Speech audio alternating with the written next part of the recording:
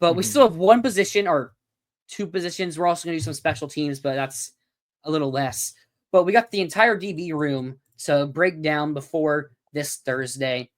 And I think we'll just start break down and grade. And I think we'll start the nickel position because I think it's a pretty interesting position. Like, it's pretty cut and clear, but there are some things that can change. Like, the three guys in this room I'm looking at: Aaron Gates, Sheriff Denson, and Michael Caraway Jr.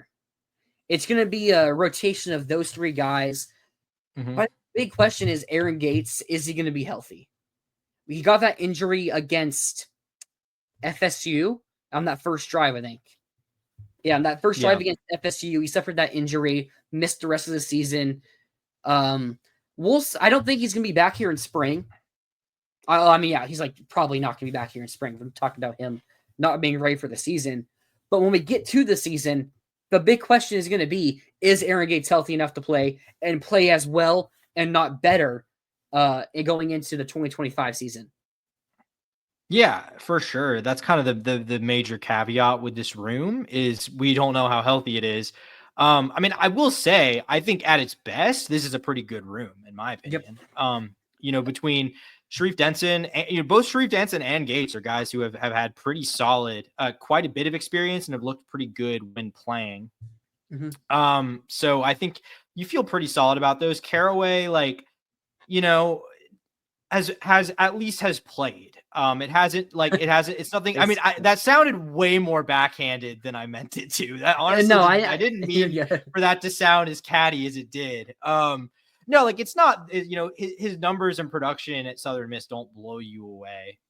But it's experience and probably experience depth. He's probably not a guy that's going to see a ton of starting time here unless there's injuries or, Gates isn't ready to play.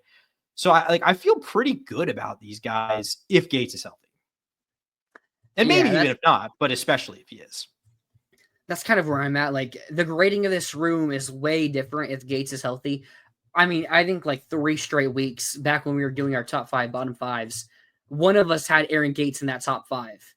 Yeah. Going back to the LSU Ole Miss games and going back to those 2 games specifically, probably had Aaron Gates in our top 5. So the way I grade this room, I'm going to give it 2 grades. One is if Aaron Gates is healthy, and one is if he's not. If Aaron Gates is healthy, I'm going to give it a B+. Because I don't think we're up to the point where Aaron Gates is a guaranteed A type of guy. But I do think we saw the flashes and we saw a good all-around play from him.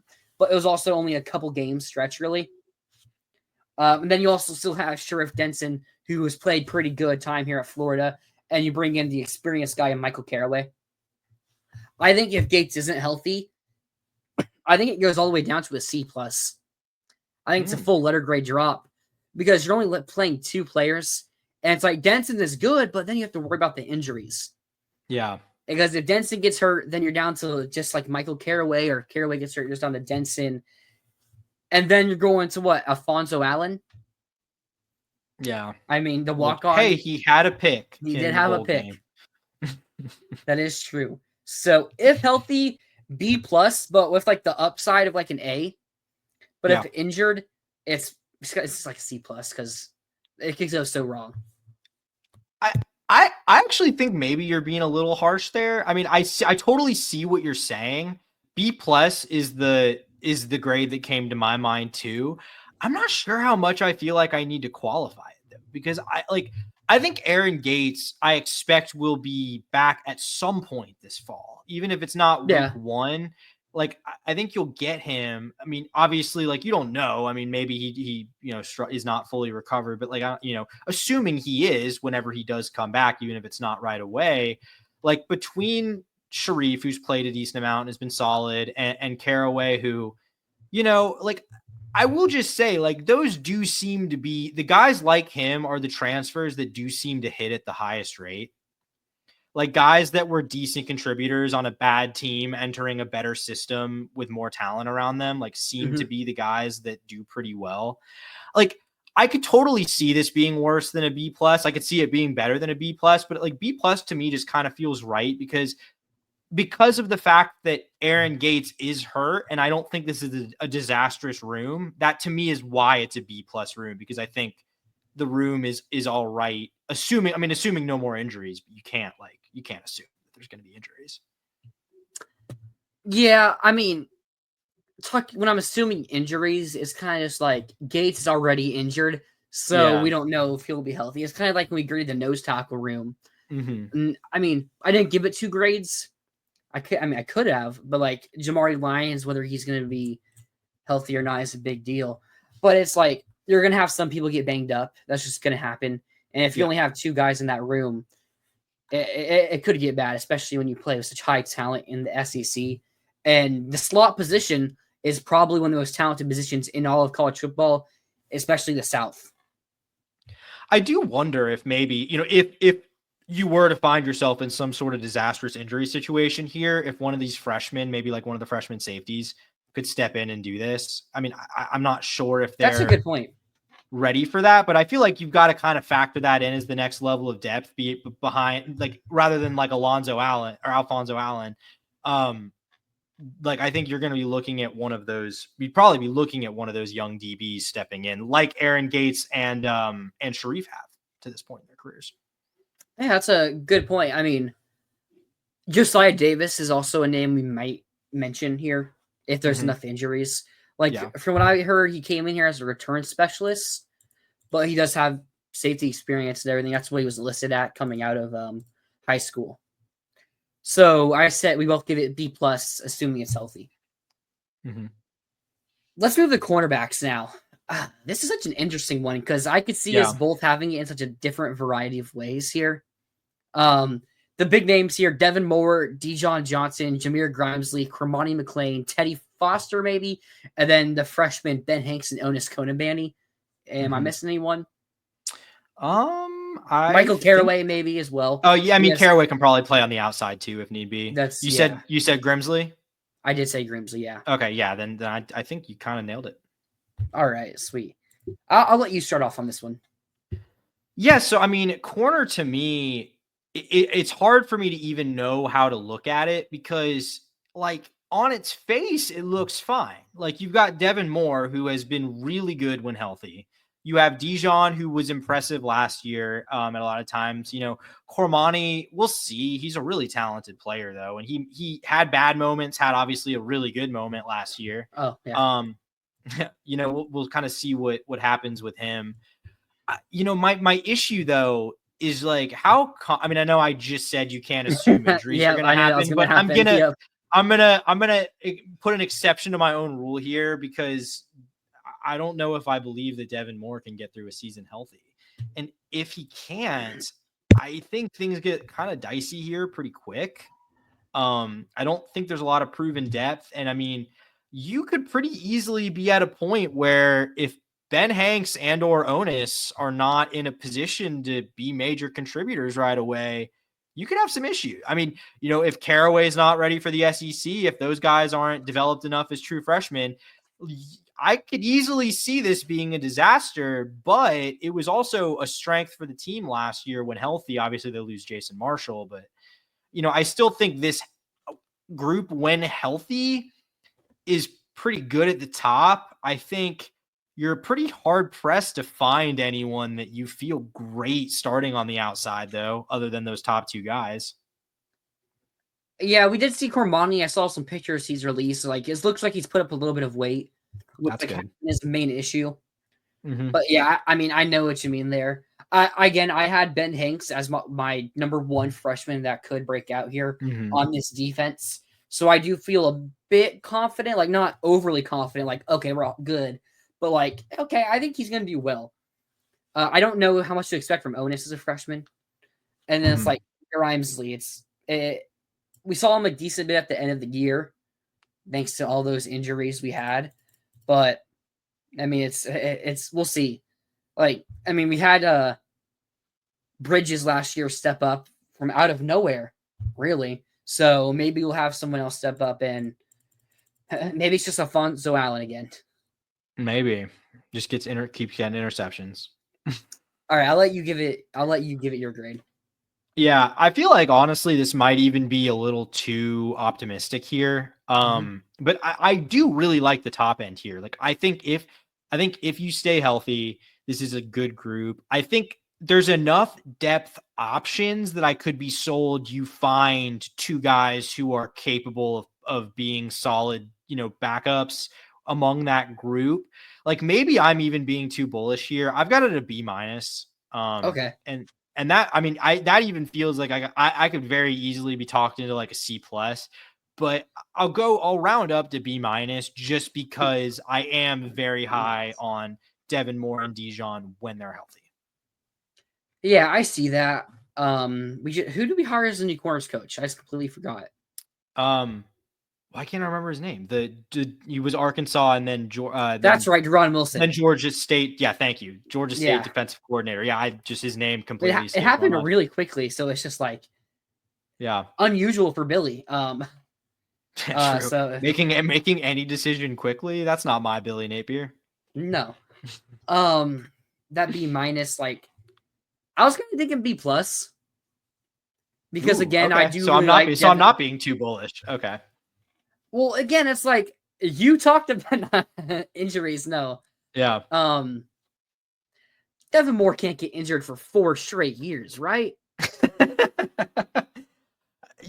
One would think, one would really think. We're just due. Yeah. And Dijon, he just has that all first team name, you know. Yeah. Like, yeah, Kool-Aid McKinstry, Alabama.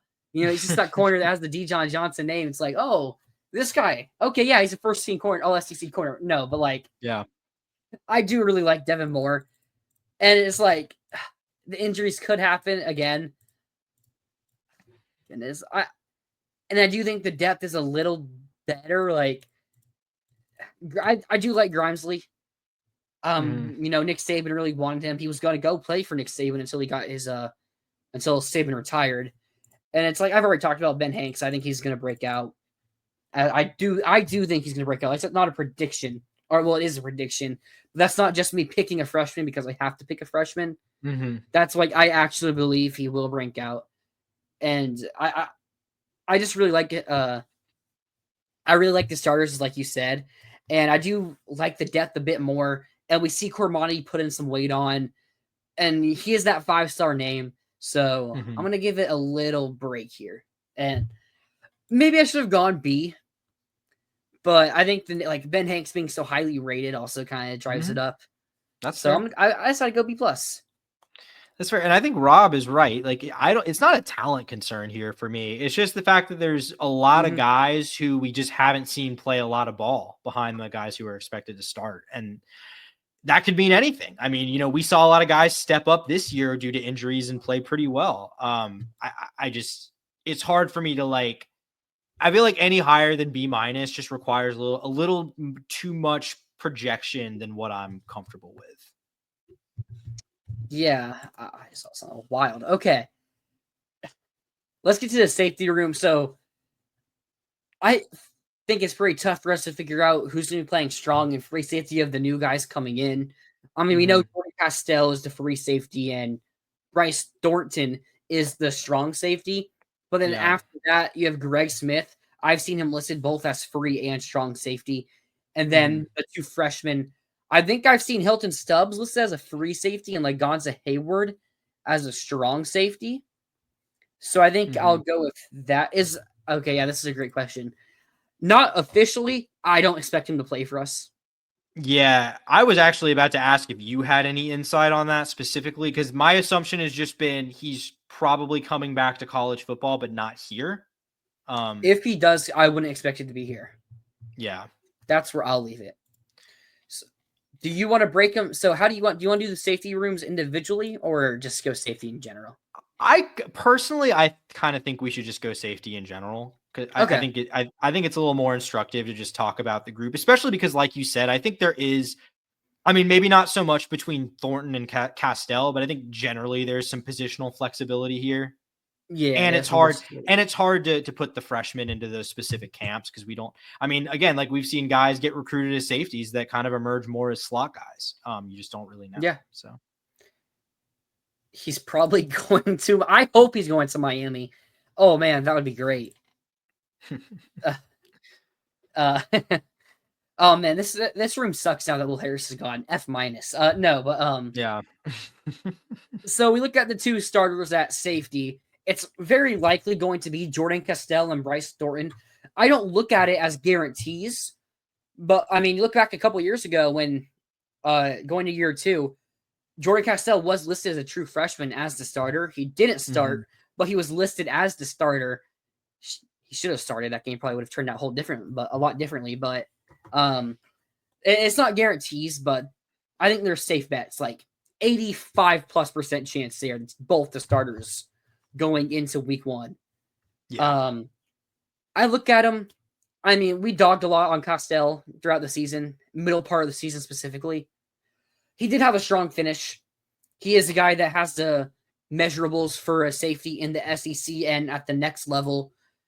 We do bring in Vinny Sunseri, who does have a decent history, a track record with the DB unit. I think now that we have specific coach for safeties and who should be on page with Ron Roberts, which seems like it was a big deal with Will Harris, where they weren't exactly on page about the DB unit and the entire defensive room, which I think is something that we maybe haven't even looked at yet as something that could maybe improve safety play.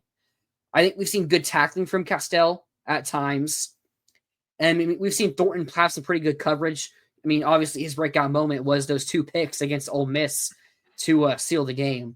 So those 2 players, I think at their peak could be like an A-. And then you go deeper into the room. I think that next name up you're looking at is Greg Smith. I've heard a lot of people. I mean, he's kind of a lot like Jordan Castell in the fact that he has those measurables. He has good speed. We haven't really seen him play, so we don't know like his field vision, his IQ, how good of a tackler he is, and all of that. But I've heard a lot of people harp on this kid and how he's a really good player. He can be a really good player for UF. I think the interesting thing here, a lot of people are looking at, are the 2 freshmen. Because I've seen, I mean, Stubbs was like in the 50s in the rankings, Hayward in like the 80s. I've seen more people say Hayward's more day 1 ready. But I mean, Stubbs was higher rated, so he's going to have a bit more hype coming into the season. And I mean, if I had to guess, if one of these two freshmen would break out, I would say Hayward, because again, I've seen him more at strong safety, and I think Thornton's position at strong safety is less secure than Castell's at free safety going into the season and going into spring. I probably agree with that. I think Thornton had some promising moments down the stretch. I don't know if he did enough to be like, oh yeah, that's your job for sure. Yep. I think there's definitely a lot of competition there. I mean, Castell, like, yeah, we've given Castell a lot of grief on this show. I mean, I've been pretty clear with my opinion here that I thought the whole time that Florida should have tried to find an upgrade at safety in the portal. A replacement for either one or both of those guys. They didn't do that. You know, it is what it is. They did initially land that safety who then Maddox. No, he was going to be a slot. Was he a slot? Okay. Sorry. Never mind.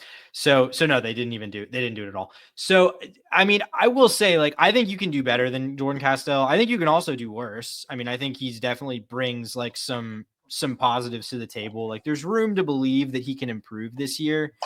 I think, you know, beyond him, like, not a lot of proven. I think it's intriguing though. I mean, because I think Greg Smith's a guy that like got to see a little bit of as a true freshman. You know, curious to see how he's developed. And obviously I think both these incoming true freshmen, you know, I think to varying degrees we're both high on. And I think we both think, I mean, are you in agreement? Like, I think both of them see the field at least like a I would expect them to see the field and like some sense of the imagination. Yeah. I mean, I think the ceiling's really high here. I think it's less proven than the cornerback room, but I feel like it is maybe higher upside just because of. I could have the opposite feeling. Well, I guess what I should clarify, because I feel like I like the starting corners more. I feel like the depth. I see more upside with the depth at safety is kind of where I'm getting at than the depth at corner. That's kind of, well, I think the floor is higher for the safety room. I think the corner room ceiling is higher, but the floor is lower. But I think we have a higher floor for the safeties. That's probably a better way to put it. Mm-hmm. That's why I was going to say, I think that's why I'm like, my grades are very similar, but they have so much different context for safeties and corners. Because I'll just say, I also have a B+ grade for the safeties, but I don't know how much worse. I mean, it can be worse. I mean, if your two freshmen just aren't ready, Castell just reverts to how bad he's played in the past, and Thornton, who knows how good Thornton really is? We haven't seen a lot of him, and then Smith as well. So it's like, it could have a bad floor, but I don't think it is because there's just so much talent. I mean, Hayward and Stubbs top 100 guys, Castell 4-star, Smith 4-star, Thornton was a high 3-star, I think, but he's also played a little bit. So it's like, I don't see the floor being much lower than like a B-. Well, I could see the corner room completely falling apart. I could see that.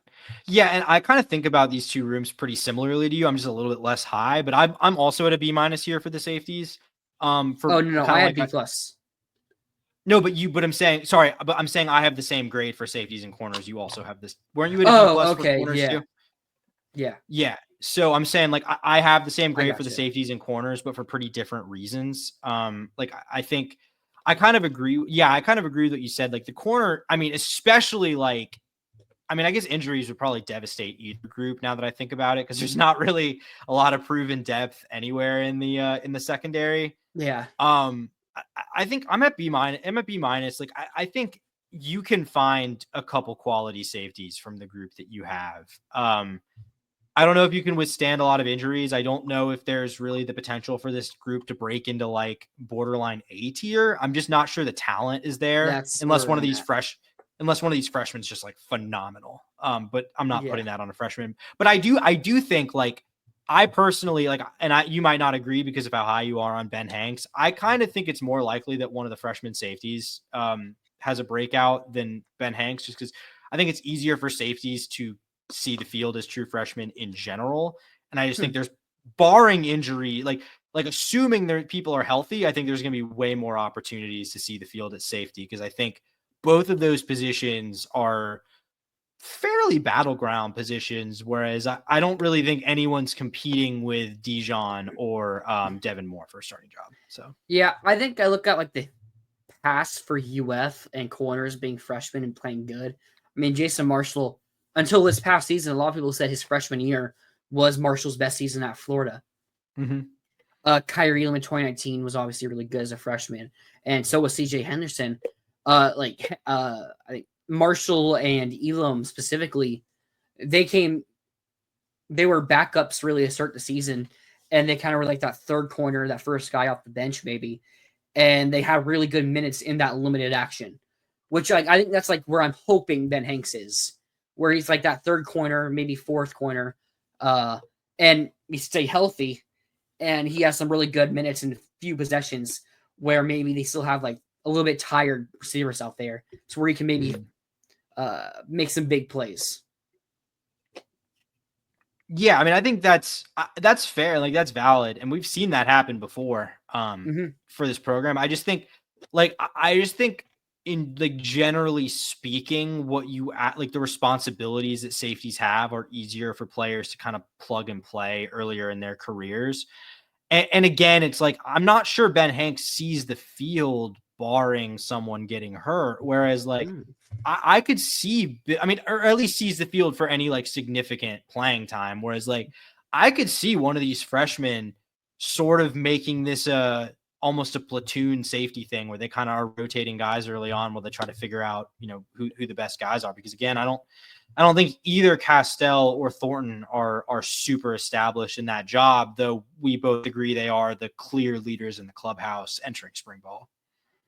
Yeah. I mean, I could see it going either way, really. I mean, we saw Devin Moore get early playing time when he wasn't hurt as a freshman. I mean, got playing. He was on the final drive against Utah in his first game. Yeah. When we ended up securing the win. So we know Billy trusts. I mean, we know Billy does put freshmen out there. So if Devin Moore, Dijon, or Grimesley isn't playing to the standard that we need them to be, we know he'll put Devin Moore or Ben Hanks or Onis Conan Bandy in. Mm-hmm. Alrighty, I think we'll just do the special teams unit as one. I mean, there's not much to talk about here. Kicker's going to be Trace Mack. You have Evan Knoll, the freshman, who's going to redshirt. Evan Knoll was like the number 1 rated kicker. Yeah, I think he was number 1 rated kicker. Hit like a 65-yarder in Arkansas. Yeah, big time kicker recruit. Mm-hmm. Maybe a little bit more interesting here is Tommy Domain. I don't know how to pronounce it. I think Doman. I think Tommy Doman. That's how I've assumed it was, but I haven't heard anyone. Yeah, it makes more sense. Yeah, transfer from Michigan, senior 1-year guy. That's very likely going to be the starter. You also brought in another freshman, Hayden Craig, who was also like a 5-star punter. I'm not too worried about it. The freshmen, I mean, they are what they are. You'll see what happens. I think the more interesting battles here are the kicking return and punt returns.